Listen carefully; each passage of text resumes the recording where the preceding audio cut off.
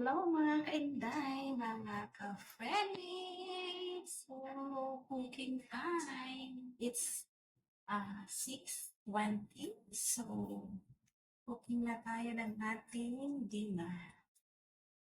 So, nandito tayo sa ating loob ng rep. Charot. Ang lulutuin ko mga kainday ay ampalaya.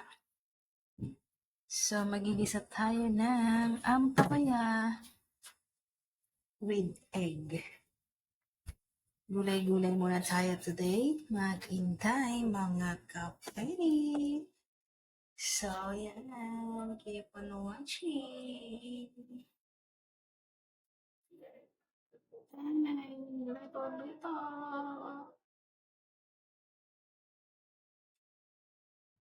Iwanan natin ang ating ampalaya. Siyempre, lalagyan natin yan ng asin.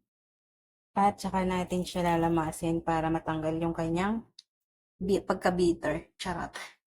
Yan, mga kainday. Halo-haluin.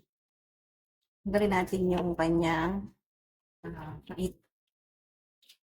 Ayan. Mekos. Siyempre, nahugas naman tayo ng kamay, mga kainday, mga ka-friend. So, mga kainday, mga ka-friend, mag-isa lang tayo dyan ng bawang sibuyas. Siyempre, palalabasin muna natin ang kanyang aroma. Yan, mekos lang, mga kainday. Natin ang ating chubis.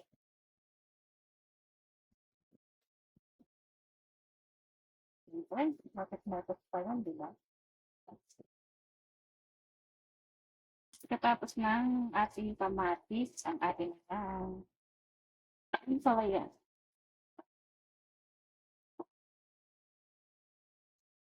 Siyempre, mekos pa yan.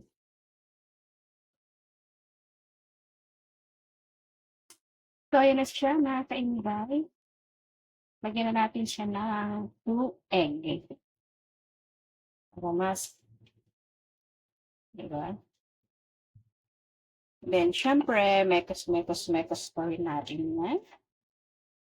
Hanggang sa makumbay na natin yung egg sa ating bitter gourd. Diba? Amit ko to mga kainday, kaya it's so, para sa akin, it's so yummy na nito. Tagal ko na hindi nakakapagluto ng bitter gourd. Diba? Bukay kay ang timpla.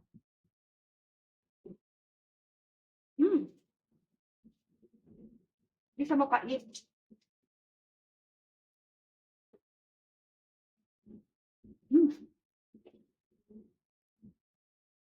Hello mga ka-friendly, mga kainday. So ayan ang ating ginisang bitter egg with bitter gourd with egg. Charot. Yan, nabubulol pa ang kainday nyo at nawawala ang kanyang iisipin. Ang kanyang sinasabi. So ayan na ang ating dinner for tonight. Ngayon lang na tayo ulit nakapagluto niyan mga kainday. So kaya i-enjoy na natin yan.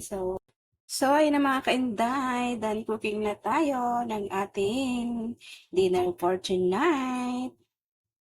So, ayan ang ating bitter gourd with egg.